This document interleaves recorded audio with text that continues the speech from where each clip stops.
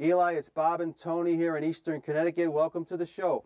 Hi, Eli. Yeah, okay, fine. But you know what? You're fined $1 a minute for, let's see, that's $3 we find you. Yeah, that's how it was when we played and everything. You're fined. It's $3 for your charity. So. Yeah, you got to be right on time, right there. But how are you? I'm doing good, Eli. And pleasure to have you. Al Clark, former umpire, just told us to send his regards to you. So yeah, he's a good man. He was a pleasure to speak with. And yeah. Again, Eli on the phone again for our fans out there. A 5-year baseball career. He played with the Yankees and Angels between '59 and '63. First selection in the 1960 MLB expansion draft. One of the original Angels, Tony, and yeah, you remember him. And Eli was there, and again, his time in New York. Grew up in Chicago, and again, Eli, we thank you for coming on. And you grew up back in the 30s and 40s in Chicago, and we usually ask our former players who were on the show, maybe some of your sports heroes, who they are when you grew up back in the day. Well, being from Chicago, I was a White Sox fan. Mm-hmm. And yeah, it was Luke Epling. This is going way back now. Remember, I'm not a spring chicken. But it was Luke Epling, and but my hero, my baseball hero, was Ted Williams. Mm-hmm. And, you know, we used to play strikeouts, and if we always got the short end of the stick, I would always pick Boston. Mm-hmm. And you had to mimic. If, in other words, if I batted right-handed and Ted Williams was left-handed naturally, we had to switch. So we had to each, you know. But it was, you know, Luke.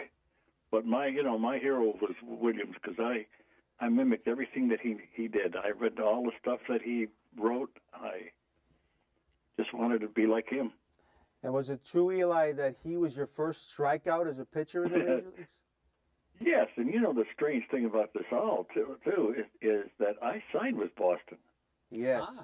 And in 1956, I was traded. 1957, I was traded Mm-hmm. to the Yankees for Bill Renna, Gordon Windhorn, and myself. Mm-hmm. And now, you know, being a White Sox fan, we hated the Yankees because they used to kick our fannies all the time. Yeah, again. Go to Boston, yeah, and I get into a game there. I get called up in July. I get called into a game, and sure enough, I can't tell you what I was thinking or anything else, but here he is, and he took a call at third strike. So that's something. Wow, it's almost surreal. He said something to me the next day, and I like to fell over. I couldn't, I spit, I don't know what I said. I said, Bob. Really weird. Yeah, when Teddy Ballgame talked, you kind of just were amazed. And again, that you made 6 starts in that season in 1960, Eli. You had a very good year. But Casey Stengel limited you to just throwing batting practice in the World Series that year. I mean, it must have left you with a very bitter taste for a long time. If you know me at all, it was bitter, and it was heartbreaking, number one, but angry. Oh, yeah. I was. And I tell you what, I let it all hang out. As a matter of fact, Duke Moss and myself both. You know, we had 40 minutes of batting practice, so it was 20 minutes each. Wow. And after the series was over, I don't know if you knew this, you know, but we scored something like 50-some-odd runs, and they scored 26, and they still beat us. Right. Yeah. But they asked Gil McDougall who had the best stuff that he's seen in a series. He says, Grba and Moss. As I smoked it, I said, to hell with this noise. You know, I said, if I got to pitch for 20 minutes, you know, and I never forget Mickey saying to me one time, he says, ease up. I said, nah, no thanks. Wow. Yeah, it wasn't tough. probably the right thing to do, but I just, yeah. You know, and for years, I don't like to hold, you know, I wasn't that much of a big leaguer that I could second guess him or anything else, but was I angry? Oh, sure. Sure. Yeah. you could get that feeling just reading about it, because I mean it wasn't like you hadn't done anything that year. You had some impressive outings. Tony. Well, the thing is, if that's the case, I could see, okay, fine, you're a rookie and everything else. If you're going to leave somebody off, you leave me because I was but Duke Moss, Yeah. And Duke Moss was he's a sinker ball pitcher. He got the ball over the plate. Yeah. So I don't know. Yeah. I don't know what I don't have no idea what happened. It started out with why did he not start Whitey the first game? And I've heard rumors and all kinds of stuff. And that no, he just decided to start Dittmar. Well, it wouldn't be the first time. He said he throws dirters. Casey was questioned, right, Tony? Questioned. Yeah, for sure. Eli, good evening. It's such a pleasure to have you. Now, you're coming on to this Yankee team as a young pitcher, and what was the Yankee way? I mean, did they have a particular way of doing things? Yes. Yeah, come in the clubhouse, you behaved. I got caught doing a crossword puzzle with Duke Moss. I got called into the office. Wow. Yeah. And the old man asked me, he said, let me ask you a question. Who's coming to the town? And it just so happened Detroit. And he says, you always pitch against Detroit. You do a pretty good job, don't you? I said, yes, I do. And he said, and he didn't have, he never looked up at you. He just was putting on his socks or something else. I don't know. And then he said to me, he said, who do you know on that team that's having a good year? And right away I said, well, K-Line. And he said, do you know anybody else? No. He says, well, I'll tell you what, if you can find how to get hitters out doing a crossword puzzle, do me a favor. Let me know, will you please? Yeah, that's a great And that, needless to say, that was the last time I did a crossword puzzle. Yeah. But they had a way. Yeah. And it was the Yankee way. There was no fraternization. You didn't talk to fans. I talked to everybody. And many times I got chastised by Crosetti, act like a Yankee. I asked Crosetti a couple of times for some baseballs, to sign for some kids. Yeah, and he, in that squeaky voice of his, he said, you're not even here 1 year and you're asking for things. He said, you're not even a Yankee yet. Oh, boy. You got to start behaving like one.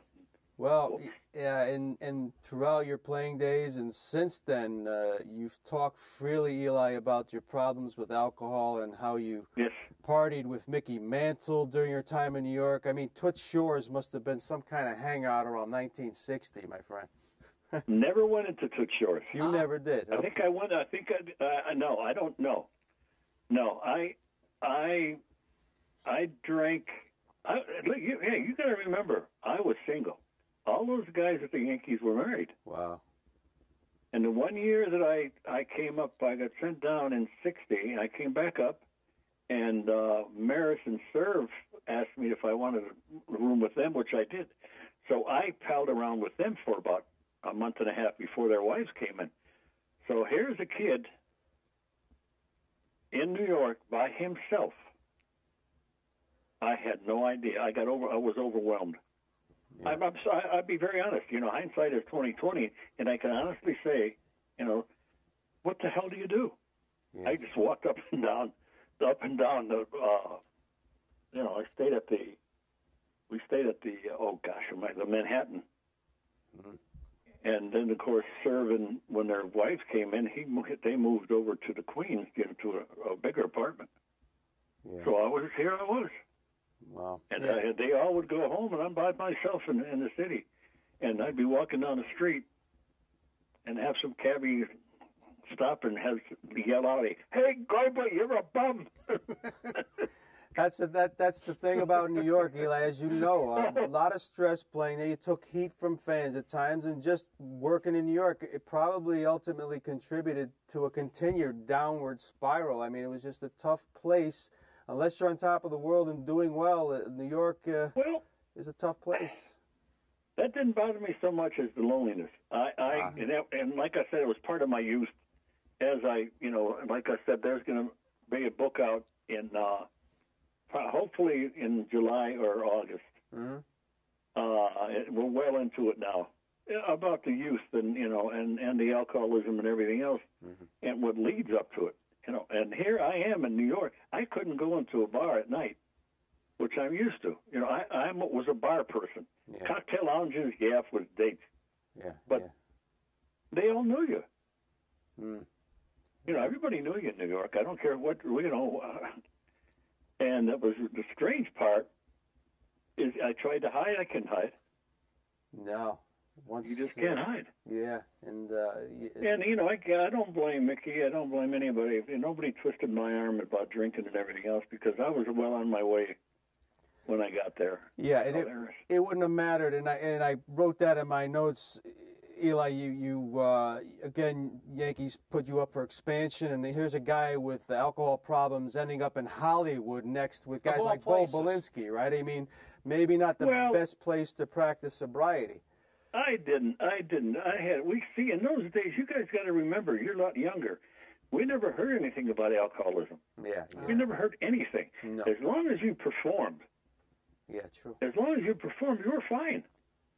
But then all of a sudden, if you start, and I could tell. I look back now, and I could, I pitched well, but my conditioning was tougher for me to stay in shape.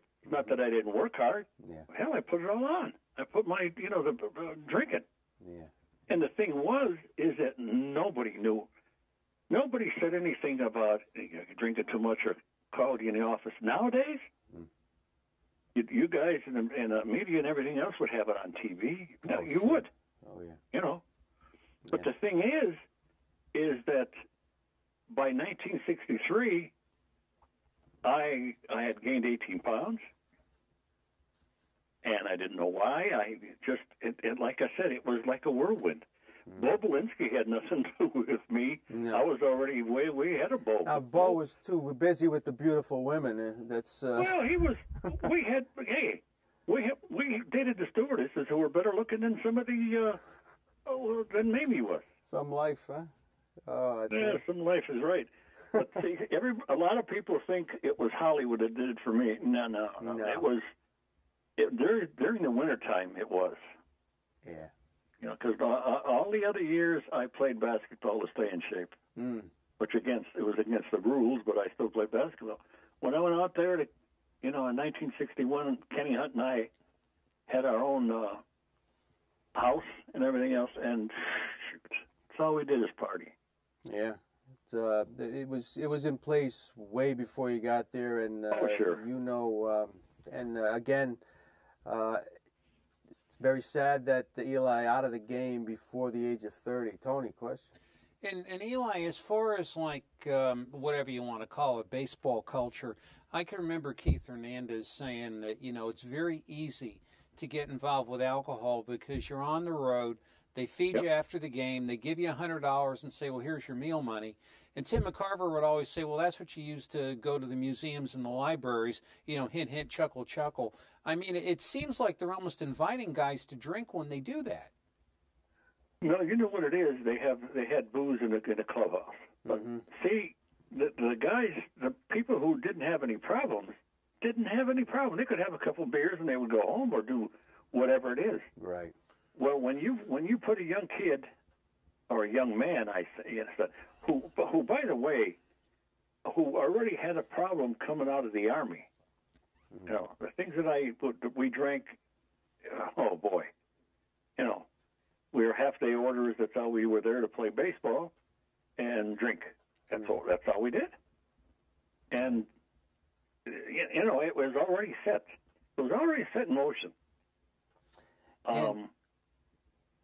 I was going to ask you, speaking of being set in motion, I mean, it probably, of course, it curtailed your career, but you probably hit rock bottom years after you left baseball. Maybe tell our viewers, Eli, that exact moment when you said, at the time, I remember you had the idea in your head, I don't want to live anymore. That's hitting rock bottom, maybe in your early 80s. Maybe you want to tell our viewers about that. Well, one thing is that in 1963, there was something, you'll probably read about it, but a lot of people don't know about this incident, but something happened in 63 which really tore me up. And it had something to do with, that the year before, what's his name? Horning and Alex Karras got, right. Oh, yeah. Suspended. Yes. Well, the commissioner, Frick, was looking for something in baseball. He had FBI agents following us. Mm-hmm. Well, I'm not going to go into the whole details and everything else, but what had happened is that I got blamed for something that I wasn't even there. Mm-hmm. And they wouldn't listen to me. Wow. And I was told that I was supposed to go see Fort Frick. In a week. Well, I was going to go to what for? And if you know me, I'm going to argue. I said, you ain't going to tell me who in the hell I can talk to. But the guy's a known gambler or anything else, but I said he was a friend of the family. So what am I going to do? Not talk to him? Mm-hmm. He took me, he never asked me anything about baseball. But anyway, the thing is that when I got sent down in 1963 to Hawaii, I said those two famous words. Mm-hmm. And that's just what happened to my life. That was in 1963. That was it. My whole life changed. And what happened is alcohol took over to where baseball had the love. Because that's the only two things that I knew in life. Yeah. And you got to remember, I was married at the time. Hmm. Tough times. Again, we're on the... Well, and then came the real drinking. And then, I was... Yeah. Shoot. I'm not... And believe me when I tell you this here, I'm not bragging anything about this here, but it is amazing. And you tell people this here, and I'm sure you understand the position I'm coming from, is that the reason that that alcohol is so devastating and so, I always call it mean, is it leads you on.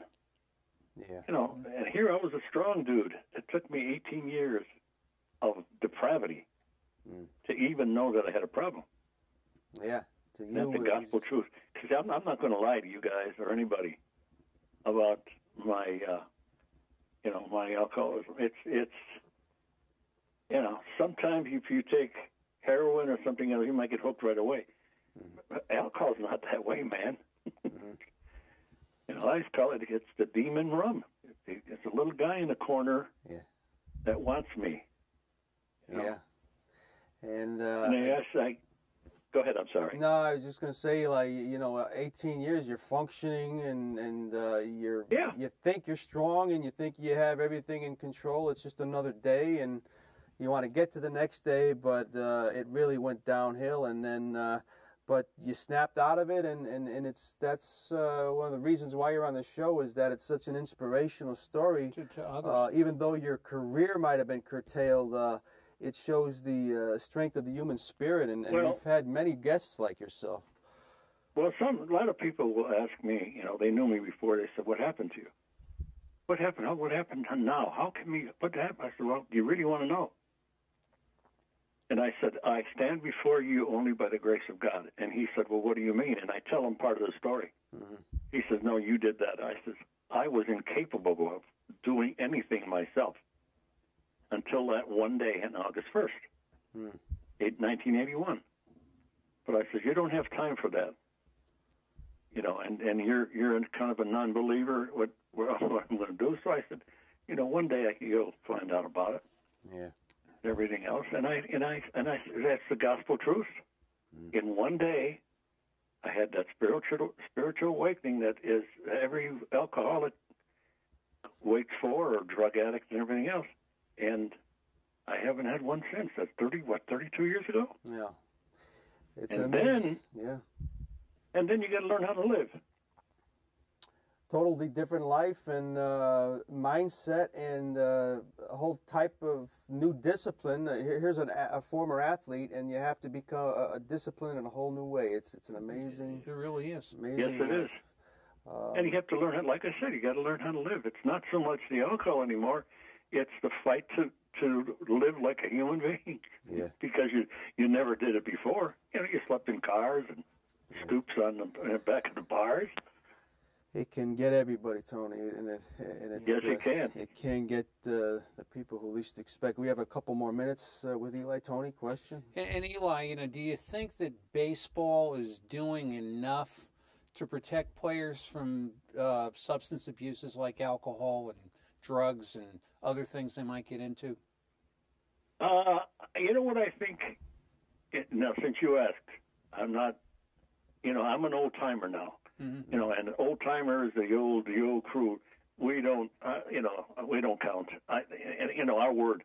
But this I believe is that they are more educated now about everything. They can't go out and do the things the way that we used to and get away with it because the writers were with us.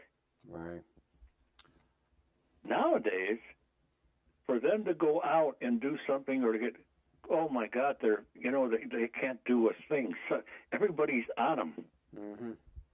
That's, to me, that's the difference that I see. But as far as alcoholism and everything else, baseball, even in those days, they had guys like myself and a couple other recovering alcoholics that were better stars than me. I can tell you about one who's passed on breaking his anonymity is Ryan Dern. And nobody would listen to Ryan. Nobody wanted to hear what he had to say. Yeah, ironically, you played with Ryan both in New York and L.A. And yes, I know. I think we talked to him a few years back, Tony, and again, a very similar story, and the joy of maybe helping others just from his story. I mean, you have to get a lot of satisfaction from that, Eli. I do, but it's very strange. What was nice is that, and it took me a little while to understand what was happening. When I got back into baseball, it was really strange because I was in a detox center working. I had quit iron working, and I took a job I quit a job at about $18 an hour. Now I'm sober, mm-hmm. to $5.50 an hour. Mm-hmm. And then I saw Eli Grba come through the doors every day. Wow.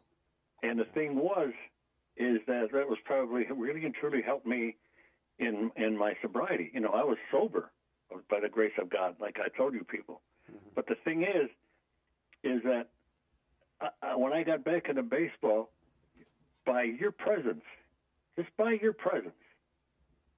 and by the way, what was strange, I'm going to interject this there, is that if you are a goof and a real fool like I was, and even if you're knowledgeable about pitching and everything else, they don't listen to you because you were an ass before. You excuse my expression. Mm-hmm. Whether you're a good pitching coach or not, it took a long time for them to really and truly trust you. Mm-hmm. Yeah. But with me, it was great because when I was in the San Diego Padres organization, they would use me to talk to the young kids about what's going to happen out there. Not that they were going to listen, but they would help me. Well, guess who owned the San Diego Padres? Ray Kroc. Ray Kroc, yeah. Who was a recovering alcoholic. Wow. Yeah, it's some story, and again, Eli, our time is just about up. But again, the story. One more thing. Sure, please do. One more thing. You know who took me to my really and truly drove from Marina Del Rey mm-hmm. all the way to Yorba Linda, where I was staying with a friend, mm-hmm. and I was still in bad. This is when I was really still bad. Who took me to a meeting in Bellflower, which is a long way away. Bo Belinsky. Wow. That's amazing. What a story. That's touching. Yeah, and again, the stories you shared, Eli, very personal, but incredibly educational, and we thank you for sharing them with our viewers. And we'll continue to stay in touch. I'll get you a copy of this show out to you, and we can't thank you enough, and maybe we can talk again down the road, and continued good luck to you and good health, and our best to all. Do me a favor. Sure. Send me your address, and when the book's out, I'll send you a copy. I won't even charge you for it. Well, we will definitely do that, and you know I'll stay in touch. Eli, enjoy the evening and continue to stay well and stay in touch. Good night, Eli. Thank you very much. I appreciate it. Anytime. Thank you, sir. All right. Bye-bye. Good night.